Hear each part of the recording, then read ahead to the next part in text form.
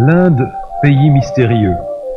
C'est en surface le 7e pays du monde et le 2e en population.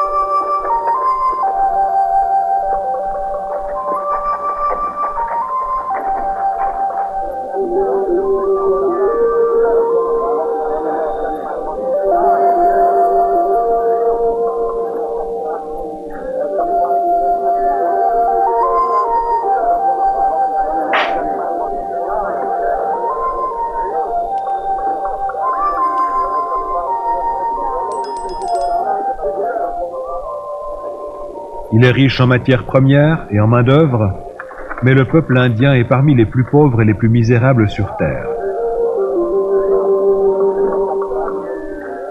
Des millions d'Indiens souffrent de malnutrition, de maladies et de pauvreté extrême. Le peuple indien est apathique à cause de sa religion qui lui enseigne à accepter passivement la misère dans laquelle il est emprisonné par son style de vie même. Un auteur indien parle de l'Inde comme d'une civilisation malade, paralysée par ses propres croyances religieuses.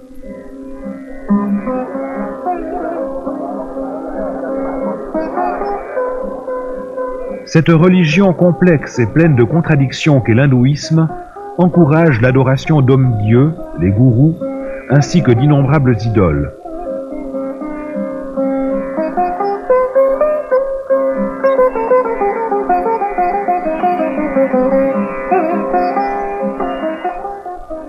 Cette religion déifie la nature et le sexe féminin. La mère Dieu serait le Dieu d'origine. On adore ce Dieu sous beaucoup de formes, comme mère de l'Inde incarnée par la surface du pays, ou alors comme mère de la terre, incarnée dans les vaches. Même l'urine des vaches est considérée comme sacrée en Inde. Kali, déesse de la mort et de la destruction, demande des sacrifices sanglants.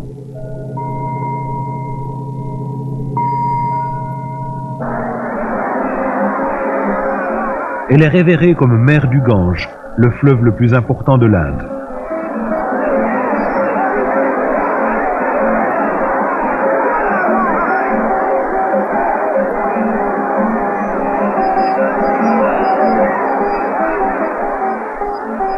Ce fleuve est adoré par des millions de personnes qui y font leur toilette quotidienne sur ses rives, tout en y noyant chaque année des milliers de cadavres humains pour leur assurer une meilleure réincarnation.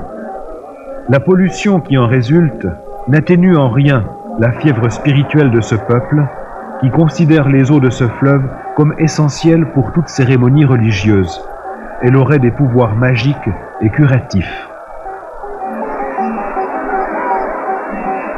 Il est à peine croyable que des gens de l'Occident s'intéressent aujourd'hui beaucoup aux superstitions hindoues, espérant trouver de l'espoir dans une religion si destructrice pour le peuple indien. Des croyances hindoues s'infiltrent de plus en plus dans la société occidentale. Peu à peu, tous les milieux sont touchés. Le monde scientifique, la médecine, les masses médias, les politiciens, les églises. L'hindouisme est encore plus séducteur quand il se cache sous une terminologie pseudo-chrétienne. On a même réussi à présenter les pensées issues de l'hindouisme comme étant le nec le plus ultra du christianisme. Des centaines de milliers d'Occidentaux sont déjà partis en Inde en pèlerinage pour rechercher l'illumination religieuse. Des centaines ne sont jamais revenus et ont disparu à jamais. Ils ont été victimes de la folie et de la perversion de ces gourous qu'ils avaient adorés en recherchant le salut et le bonheur.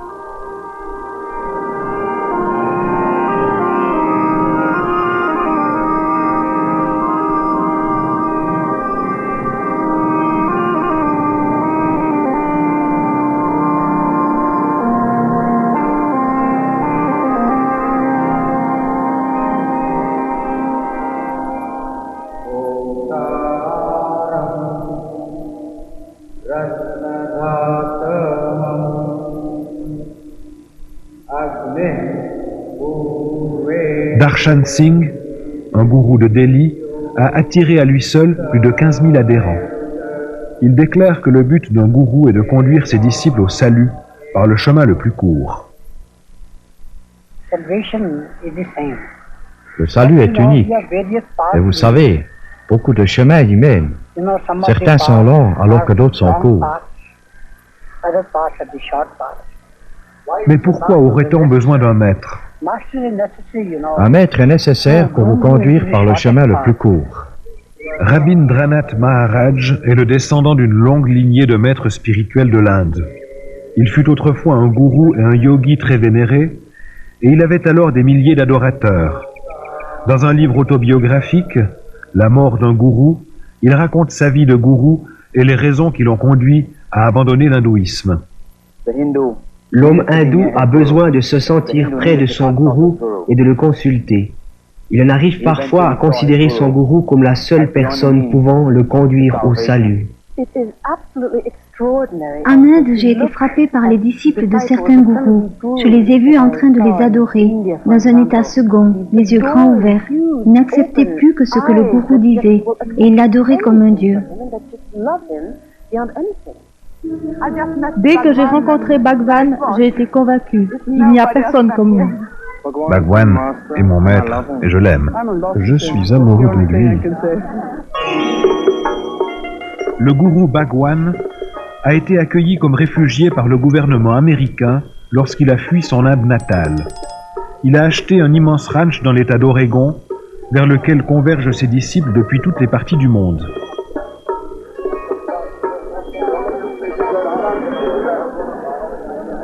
Le nom par lequel il se fait appeler signifie littéralement « professeur spirituel le plus élevé, seigneur de l'univers, honorable maître et roi ».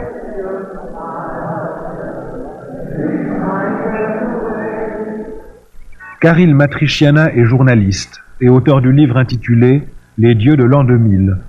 Né et élevé en Inde, elle est venue habiter Londres en 1973 et est devenue une spécialiste des nouveaux mouvements religieux en Angleterre et partout ailleurs.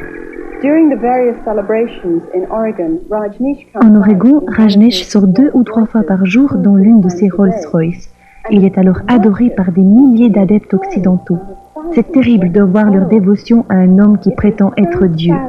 Ils doivent se soumettre à des lois spirituelles, comme de devoir porter la photo du gourou à son cou, ou de porter continuellement des bouts d'étoffe rouge, ou encore de changer son nom pour prendre un nom indien.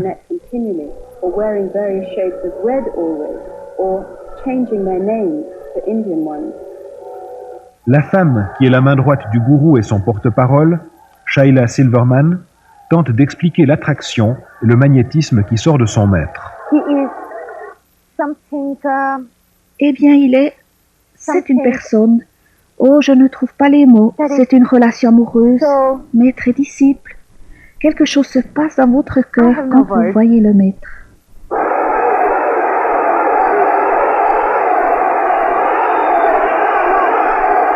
It is a love relationship. Master and disciple. Something happens in your heart when you see a master. Bhagwan est mon maître et je l'aime.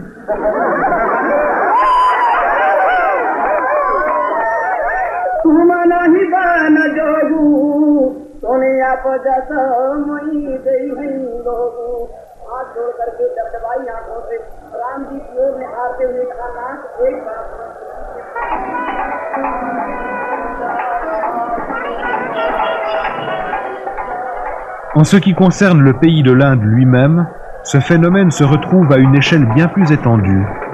Par exemple, au festival de Kumala, durant la fête d'Aquarian à Allahabad, où 20 millions d'hindous se rassemblent autour des gourous.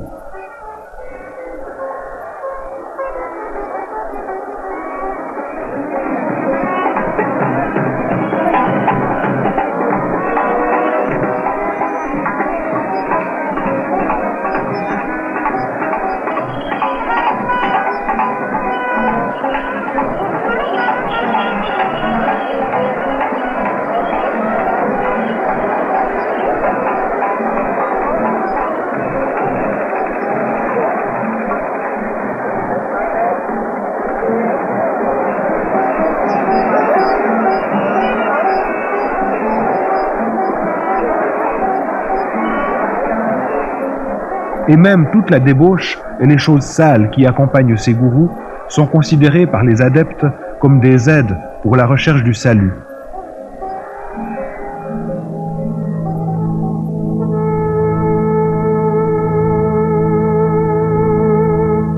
Ces cérémonies et leur bestialité ont été photographiées et l'on peut ainsi mieux se rendre compte de ce qui se passe vraiment en Inde. Les prêtres qui se promènent tout nus sont considérés comme étant les plus spirituels et les plus saints. Plusieurs couvrent leur corps avec des cendres de crémation et répandent sur leurs cheveux du crottin de vache et d'autres saletés. D'autres sont en costume d'apparat et sous l'influence de drogues extrêmement puissantes. Tous leurs disciples ont sacrifié famille, possession et même leur âme, devenant complètement dévoués à leur gourou et pratiquement apathiques. En fait, un gourou, c'est le meilleur ami. C'est votre philosophe. Il vous guide et vous montre le chemin qui conduit à Dieu. Et c'est pourquoi les gourous sont considérés en Inde comme des pouvoirs divins, équivalents à Dieu lui-même. Je suis persuadé que n'importe qui, après avoir été en contact avec l'amour et la générosité du Maître, sera forcé de reconnaître qu'il est réellement Dieu marchand, parlant et vivant sur terre. Il est écrit dans nos livres que le Maître est Dieu, incarné sur terre, dans toute sa puissance.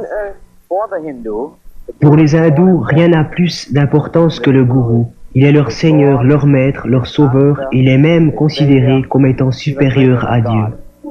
Oui, le gourou est plus grand que Dieu. Le concept de gourou est équivalent dans l'hindouisme à la dimension personnelle de Dieu que l'on trouve dans la foi chrétienne.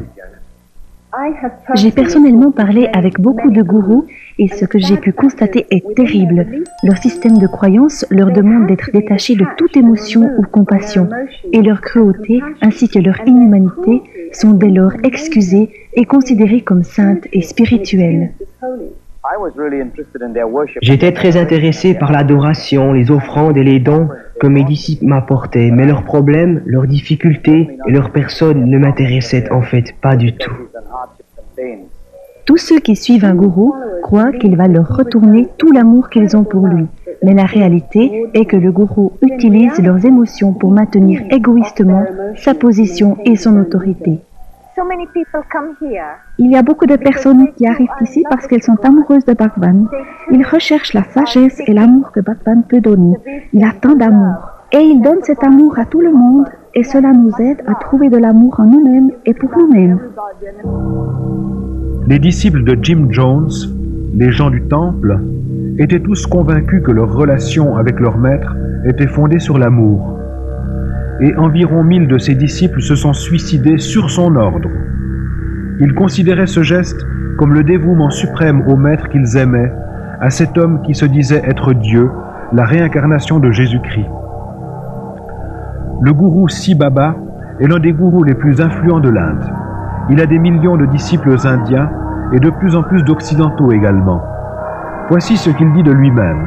« Je suis Dieu. Mon pouvoir est divin et ma puissance n'a pas de limite. Il n'est aucune force naturelle ou surnaturelle qui puisse être contre moi et m'empêcher d'accomplir ma mission. Aujourd'hui, c'est par centaines que ces hommes qui se prétendent Dieu arrivent en Occident. Faut-il s'en alarmer ?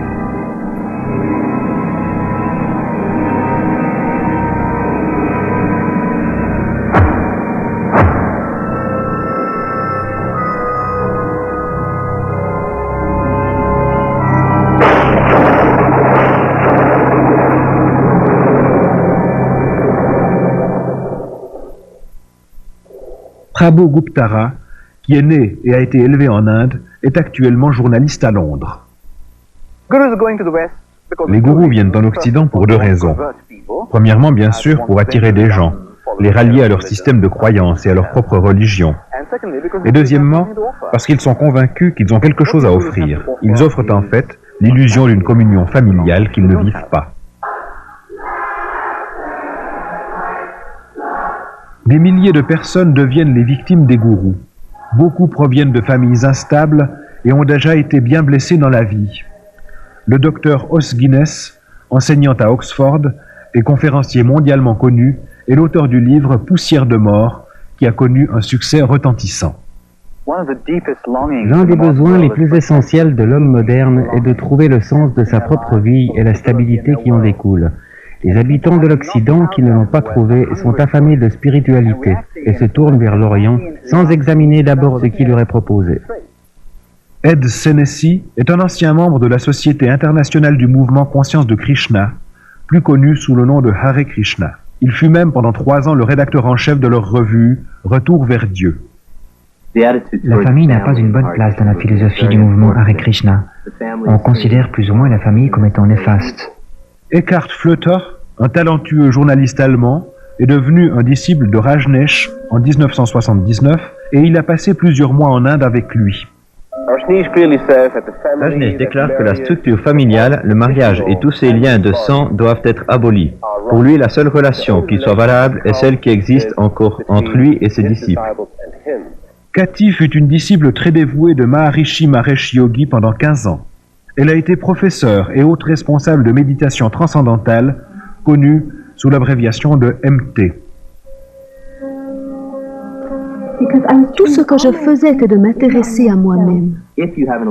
Si vous avez une bonne relation avec votre femme ou vos enfants, cela n'est pas bon, car vous aurez alors une moins bonne communion avec l'organisation. Je n'avais pas d'autre choix que de devenir membre du mouvement pour pouvoir le suivre partout. Sinon, il aurait divorcé parce qu'il ne voulait pas être lié à personne d'extérieur. C'était simplement parce que la relation homme-femme est humaine, alors que Bhagwan est surhumain. C'est pourquoi il fallait lui donner tout son amour. Il faut se demander si ces personnes aimaient aussi leurs voisins, leur famille, avec un amour aussi grand. Alexandra Schmidt est une spécialiste française en matière de nouveaux mouvements religieux. Combien sont-ils à avoir été totalement aveuglés par leur amour quant aux défauts et aux aspects négatifs des gourous? Hélène est un porte-parole de l'organisation du yogi Brahma Kumaris Raja, qui est intégralement dirigée par des femmes et compte 800 centres dans 40 pays.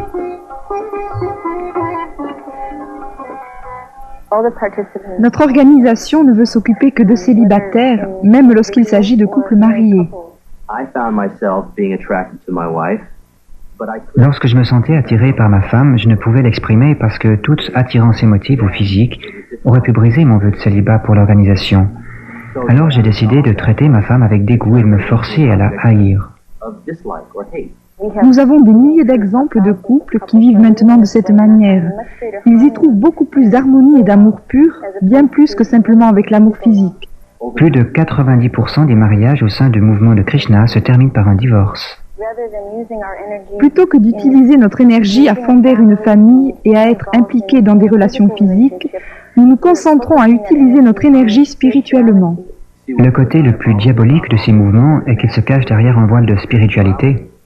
Selon les écoles de pensée, on recommande le célibat pour être spirituel, alors que dans d'autres, on pratique largement la perversion sexuelle, que ce soit entre gourous ou entre disciples, et même avec des jeunes enfants.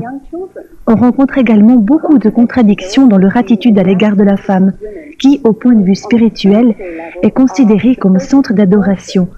Leur féminité est considérée comme étant la puissance créatrice de Dieu. Par exemple, on considère que d'être initié par une femme yogi est bien plus sain que de l'être par un homme. Et pourtant, dans la vie de tous les jours, la femme a un rang considéré comme inférieur à l'homme, et elle est traitée comme moins qu'humaine. Johannes Hargaard est professeur à l'université d'Aarhus au Danemark. Il est un expert au niveau européen pour ce qui concerne l'hindouisme et tout son mouvement de conquête mondiale. Il faut savoir que selon la doctrine hindoue, il n'y a pas de salut pour les femmes. Cela signifie que si une femme désire être sauvée, elle doit durant cette vie servir les hommes pour espérer renaître dans une prochaine vie en une personne mâle. Lors d'une conversation que j'ai eue avec un groupe de femmes missionnaires de Hare Krishna, elles ont affirmé et argumenté avec vigueur que le plus stupide des hommes est de toute façon bien plus intelligent que la plus douée des femmes.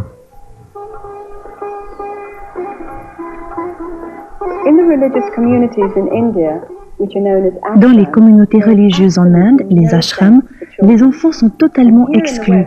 En Occident, les gourous ne veulent en général pas se charger de la responsabilité d'accueillir des enfants parce que cela pourrait distraire les parents de leur dévotion à leur maître et à sa cause. Ils ont un système d'école qui oblige les enfants dès l'âge de 5 ans à vivre à l'intérieur de l'ashram. Beaucoup d'enfants considéraient cela comme une prison. Ils n'avaient jamais le droit de sortir du ranch et les heures d'école étaient simplement des prétextes pour nous tenir à l'écart des grandes personnes. Ils séparent les enfants de leurs parents, ce qui est vraiment dangereux et destructif. Vous savez, le plus grand désir des enfants était de voir leurs parents, d'être avec eux en famille. Le plus souvent, les enfants ignoraient où se trouvaient leurs parents et ils devaient les chercher partout. Et les enfants étaient continuellement livrés à eux-mêmes, sans surveillance.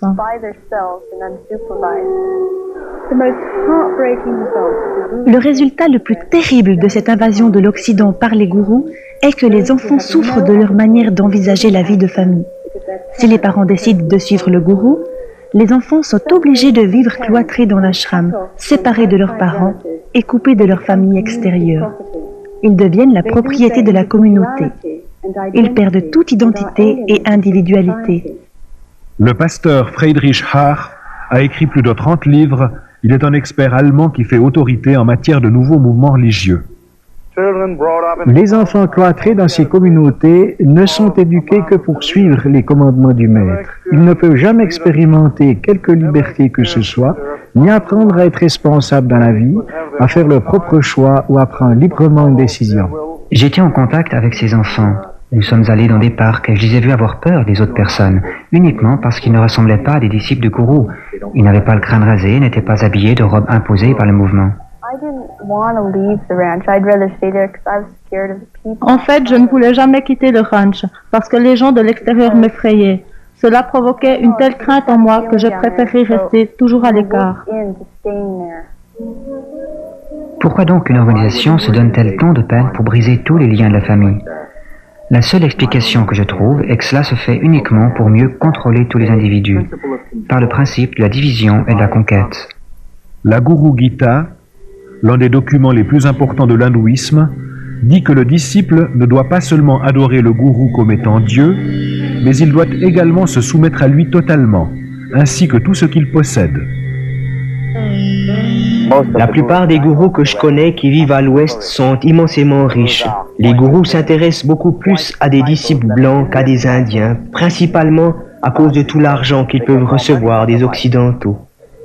Rob a pratiqué la méditation transcendantale pendant 13 ans.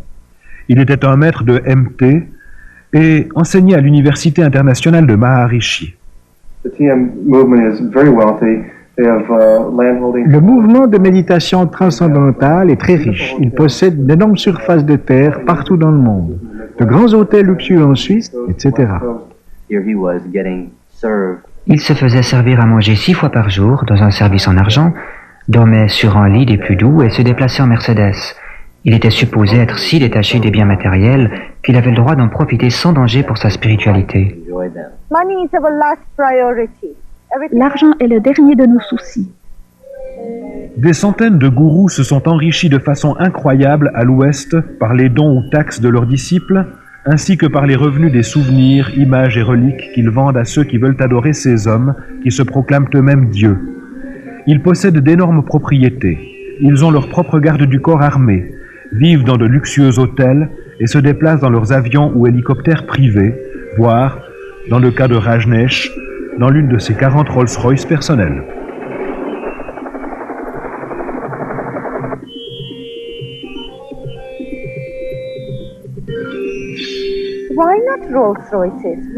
Et pourquoi pas des Rolls-Royce? Pourquoi moins bien? Nous sommes ici dans un pays capitaliste, alors pourquoi critiquer le fait que nous employons quelques produits de ce capitalisme? Et je peux répondre à celui qui critique le fait de posséder de telles voitures qu'il est communiste.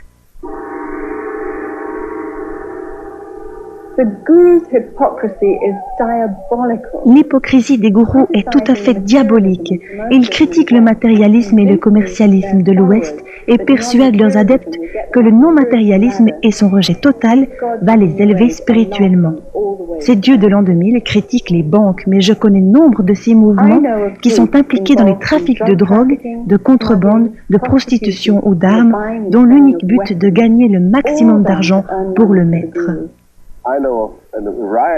Je connais beaucoup de femmes disciples qui se sont prostituées à Bombay pour rapporter de l'argent à leur gourou. Si vous savez faire fonctionner votre cerveau, vous savez comment gagner de l'argent. C'est un art. Ils étaient encouragés à importer frauduleusement de la drogue d'Inde en Europe pour payer les ateliers de l'organisation. Ils vous diront qu'ils collaborent avec des organisations charitables ou qu'ils utilisent cet argent pour sauver des Vietnamiens. Ils vous raconteront n'importe quoi pour gagner de l'argent pour leur gourou. On leur a enseigné dans leur mouvement que dans ce cas-là, la fin justifie les moyens. L'hindouisme enseigne qu'il faut faire taire la voix de la conscience quand elle nous reprend lorsque nous faisons quelque chose de mal. On déclare que le péché n'existe pas.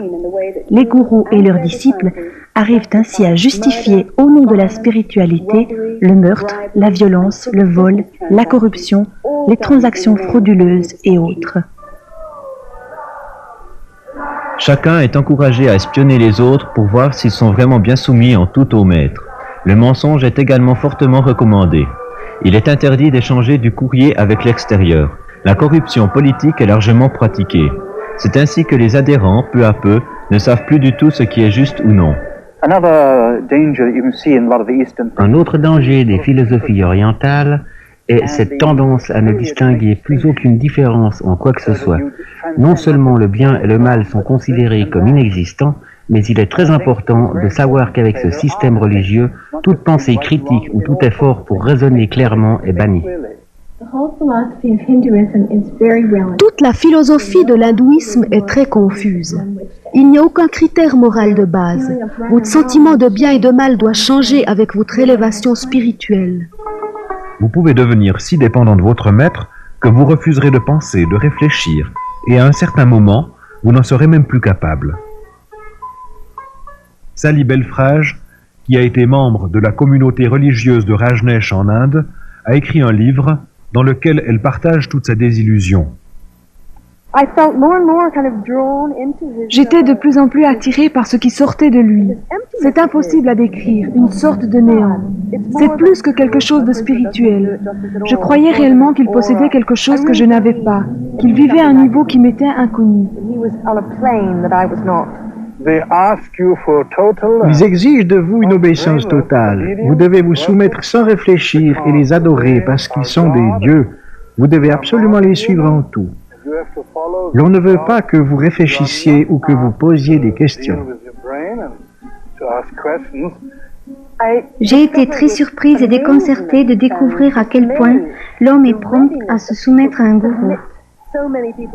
Il y a tant de personnes dans le monde qui pensent devoir se plier devant ses maîtres et leur abandonner toute leur autonomie. Les gens aiment à abandonner toute cette liberté si lourde à porter qui consiste à prendre des décisions et à fournir les efforts que cela requiert. En Orient, la liberté est considérée comme étant le détachement de la personnalité.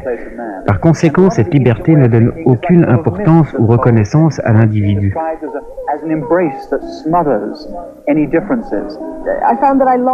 J'ai découvert tout à coup que j'avais en quelque sorte perdu mon identité propre. Il était comme une conduite vers l'infini et je semblais me trouver dans un endroit non réel. Tout cela fait partie d'un monde illusoire. Le but est de vous troubler et de vous détacher du monde réel de telle manière que vous perdiez tout sens de la vie sociale. On parvient à vous couper entièrement du réel avec des notions de karma et autres. Ils croient que quand une personne souffre, c'est uniquement une conséquence de la loi du karma. La personne qui souffre doit avoir fait du mal dans sa vie ou dans une vie passée. Donc, elle ne mérite aucune compassion. L'enseignement reçu nous conduisait à ignorer totalement la pauvreté et la souffrance qui sévissaient en Inde.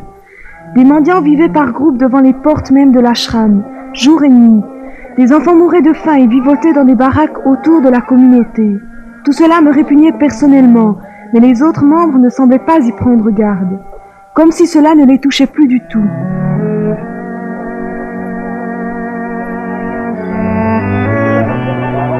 La vie est synonyme de souffrance. Ainsi, il est impossible d'échapper à la souffrance, sinon en fuyant la vie. C'est avec une telle pensée de base qu'un hindou convaincu ne peut pas comprendre qu'on puisse lutter contre la souffrance. Je faisais partie en Inde de la division d'aide sociale du collège et nous faisions ce que nous pouvions pour aider les gens. Un membre du gouvernement indien va nous voir et nous dit « Pourquoi faites-vous cela ? Ces personnes que vous voyez souffrir, que ce soit de faim ou de maladie, sont dans cet état parce qu'ils ont fait quelque chose de faux dans leur vie passée. Alors, même si vous arriviez à les sortir de leur souffrance, vous les forceriez à recommencer au même stade dans leur prochaine vie, ou même dans un état plus grave. Alors, à quoi bon perdre votre temps ? La souffrance est là et vous ne pouvez rien faire contre, sinon vous en détachez par la méditation. Nous croyons que la cause de toute souffrance est interne et c'est pourquoi nous donnons des cours de méditation pour aider les gens à trouver la paix en eux-mêmes. Ils essaient d'échapper à la souffrance en faisant taire leurs émotions et leur compassion par la méditation. Maharishi, gourou de la méditation transcendantale, a dit qu'une personne affamée peut devenir heureuse par la pratique de la méditation. Toute activité humanitaire est étrangère à l'hindouisme. Et quand on trouve une telle tendance dans une partie de l'hindouisme, cela provient de l'influence directe de l'activité d'une mission chrétienne. La foi chrétienne prend la souffrance très au sérieux. La Bible nous dit que Dieu lui-même, par Jésus-Christ, est entré dans cette souffrance pour la vaincre. Sans le sacrifice de Jésus-Christ, le christianisme n'existerait pas. Et même si les hindous tentent de se convaincre que la souffrance n'est que spirituelle, une illusion, comme le nom Maya dont ils l'appellent, ils sont en fait persuadés qu'ils auront à souffrir et à souffrir encore en étant éternellement forcés de revenir au monde par la réincarnation. Il n'y a pas de fin à ce cycle de samsara, de vie et de mort, parce que l'hindouisme ignore le pardon, particularité du christianisme. Pour les hindous, en effet, le péché n'existe pas. Pas de péché, pas de pardon possible, pas d'espoir. Tous les gourous que je connais en Occident enseignent la doctrine de la réincarnation, car c'est le centre de l'hindouisme. La réincarnation parle de mourir et de revenir dans le monde sous une forme ou sous une autre. Les disciples de Hare Krishna croient à la transmigration de l'âme, un autre nom pour la réincarnation. C'est l'âme qui voyage d'un corps à l'autre. Les corps physiques ne sont pas éternels, mais les âmes le sont. Alors, de la même façon qu'un automobiliste change de temps à autre de voiture, nous avons besoin de changer de corps. Gandhi a parlé de la réincarnation comme étant un fardeau trop lourd à porter. Pourtant, cette doctrine se répand en Occident et trouve de nombreux adeptes en se camouflant sous des formes diluées dans les pensées hindoues et bouddhistes zen, de même qu'en se traduisant en terminologie de psychologie. Ces religions nouvelles sont répandues par des milliers d'organisations et de groupements internationaux, comme par exemple le rassemblement Festival du corps, de la pensée et de l'esprit, qui a eu lieu à Los Angeles. Ce festival était en fait une version occidentalisée du Kumbh Mela indien, et on y encourageait tous les mouvements des gourous, ainsi que les pratiques touchant à l'astrologie,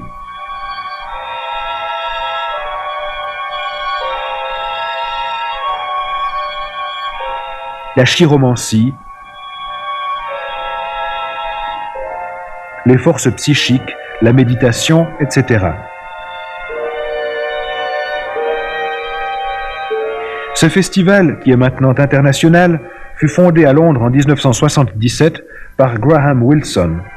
Il explique l'interprétation des nouvelles pensées orientales concernant la réincarnation.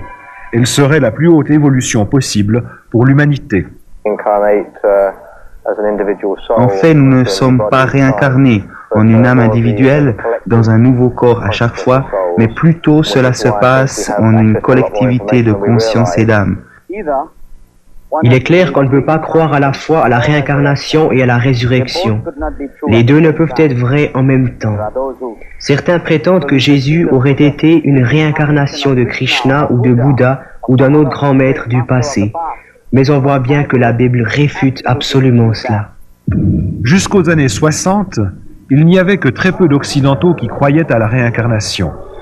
Aujourd'hui, cette croyance est acceptée par environ 25% des Américains et 50% des Européens. De même, le yoga n'était autrefois pratiqué que par des cercles occultes, alors qu'aujourd'hui, 19 millions d'Américains en sont adeptes. De même, des millions d'Européens sont impliqués dans différentes sortes de méditation orientale. Environ 60 millions d'Américains ont incorporé dans leur vie des croyances philosophiques orientales. La Bible enseigne que Jésus-Christ est venu une fois pour tout le monde. Il a donné sa vie, Il n'est pas passé par une réincarnation. Il est ressuscité. La Bible dit, il est réservé aux hommes de mourir une seule fois, après quoi vient le jugement. Je suis surpris de constater qu'en Occident, on considère la réincarnation comme quelque chose de positif, alors qu'en Inde, en particulier et en Asie en général, on considère cela bien plus comme une forme de punition. Le cercle de vie et de mort est un horrible concept. On le considère comme terrible dans l'hindouisme, parce que le seul but final de la religion hindoue est justement d'échapper à ce cercle sans fin de naissance et de mort, et le moyen préconisé pour pouvoir se sortir de cette continuité inexorable est le yoga. L'essence du yoga se réfère toujours au dieu hindou Shiva, appelé Yogeshwara, ce qui signifie maître du yoga. Le yoga est enseigné dans plusieurs écrits de base de l'hindouisme. Krishna, l'un des nombreux dieux hindous, fut un défenseur du yoga. La Gita mentionne également le yoga comme étant le moyen principal pour obtenir le salut. Le mot yoga signifie littéralement être mis sous un joug. Le but pour les hindous est de se placer sous le joug, d'être intimement lié avec Brahman. Le yoga, sous toutes les formes qui se pratiquent aujourd'hui en Occident, est au cœur de tout ce mouvement de pensée qui a adopté les croyances et les buts de base de l'hindouisme. Malgré le fait qu'il existe plusieurs écoles différentes de yoga, toutes sont en fait issues de l'Inde et ont pour base une pratique occulte, même si la plupart de ces pratiquants occidentaux n'en sont pas du tout conscients. Les techniques faisant partie du yoga sont entre autres les exercices de respiration ou les positions prana appelées asana, les divisions de l'esprit appelées lela, les pouvoirs psychiques appelés siddhi, les litanies répétitives appelées mantra et les formes de magie noire connues sous le nom de tantra.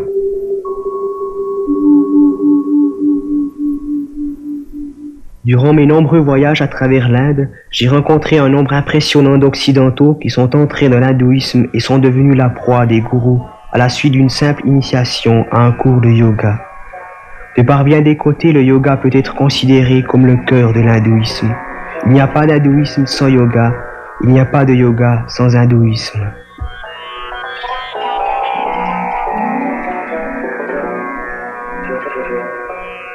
Il existe de nombreuses formes de yoga.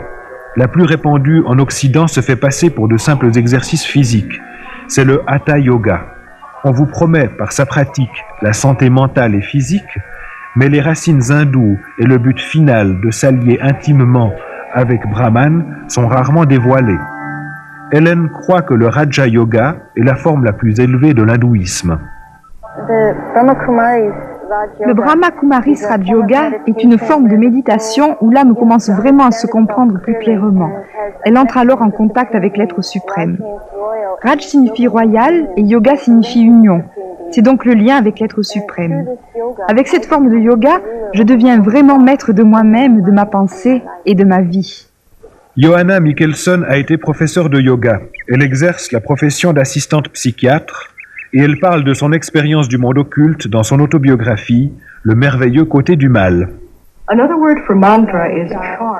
mot pour mantra est le charme ou le sort, un mot magique. Et le yoga mantra se pratique en répétant continuellement un mot, une phrase ou le nom même d'un démon. Tout cela pour obtenir l'effet désiré. C'est exactement de la même manière que procèdent les magiciens et occultistes de magie blanche pour jeter des sorts et entrer en contact avec les pouvoirs voulus. On nous répond toujours que ces noms ne sont que des sons quelconques et qu'ils n'ont rien à voir avec des dieux hindous. Mais le fait est que toutes les personnes qui commencent cette pratique invoquent ensuite continuellement et dans toute situation un dieu hindou en utilisant son mantra. Et ainsi une puissance étrangère prend de plus en plus le contrôle de leur vie.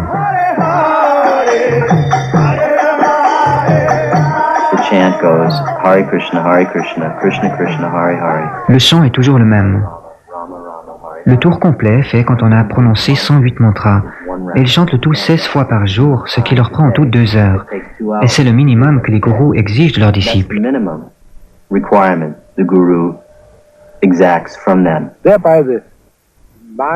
Le résultat final de ces pratiques est qu'on obtient un cerveau vide de toute réflexion, de toute pensée, un esprit clair, comme ils l'appellent. On peut comparer ces techniques à l'hypnotisme, voire même au lavage de cerveau, parce que chaque fois que vous êtes confronté à quelques problèmes, vous vous réfugiez en vous-même en invoquant votre mantra, plutôt que de réfléchir objectivement à une solution. George Harrison, l'un des Beatles, a largement contribué à répandre le mantra yoga et à le rendre acceptable dans le monde par son chant My Sweet Lord, dans lequel il chante un mantra, le nom d'un dieu hindou, et avec en parallèle le cri de louange que l'on trouve dans la Bible, Alléluia, pour bien montrer que les deux religions sont semblables. Mais le fait de prétendre que toutes les religions sont semblables est un piège, et bien des techniques religieuses se voudraient de cette doctrine. Par exemple, il existe des personnes qui utilisent même le nom de Jésus comme un mantra, en croyant que ce nom est un moyen automatique et à leur entière disposition pour entrer en contact avec Dieu. Dans la Bible, Jésus-Christ dit qu'une simple prière répétitive n'a pas de valeur pour Dieu. Maharishi Mahesh Yogi a réussi à créer le mouvement de gourou le plus répandu à l'Ouest avec ses 3 millions d'adeptes.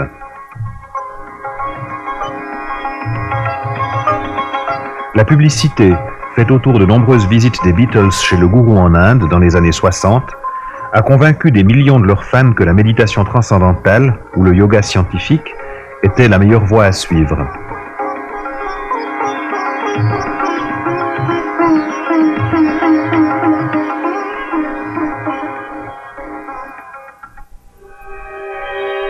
Rajneesh est l'un des gourous hindous les plus controversés, surtout à cause de son enseignement choquant sur les pratiques sexuelles qu'il voit comme l'un des chemins du salut.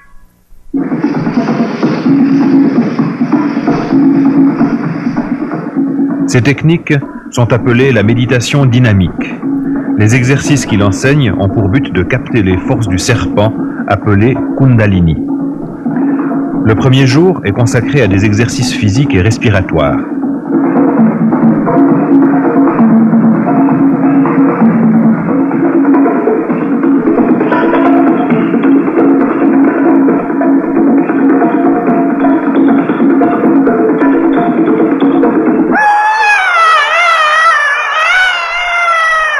Le deuxième jour de la méditation dynamique est la journée de cri, une sorte de défoulement primaire.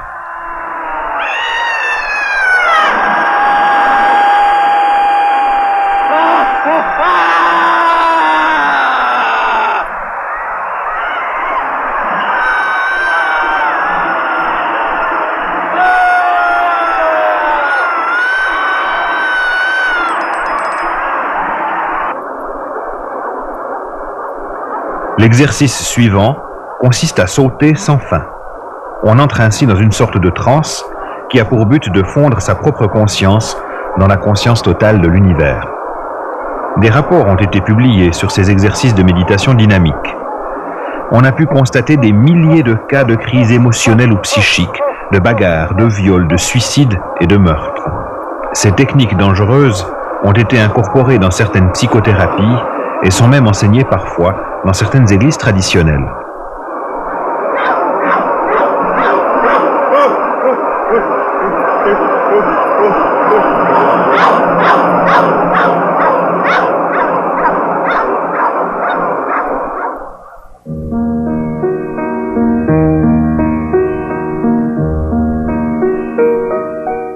Alors que la première partie de notre reportage s'achève, il est bon de nous rappeler que le message de Jésus-Christ n'est pas une religion, c'est la bonne nouvelle de l'Évangile. La religion exige des efforts, tandis que l'Évangile offre une vie nouvelle. Dans la religion, l'homme cherche un chemin vers Dieu. Dans l'Évangile, c'est l'inverse, c'est Dieu qui vient vers l'homme, dans la personne de Jésus-Christ, qui est lui-même le chemin. Jésus ne s'est pas contenté d'enseigner, il a donné sa vie sur la croix pour nous libérer de notre péché, et il est ressuscité, prouvant ainsi la puissance de Dieu et son amour pour nous. Il a guéri des malades, ressuscité des morts, et il offre gratuitement le salut à celui qui l'accepte comme Seigneur et Sauveur de sa vie.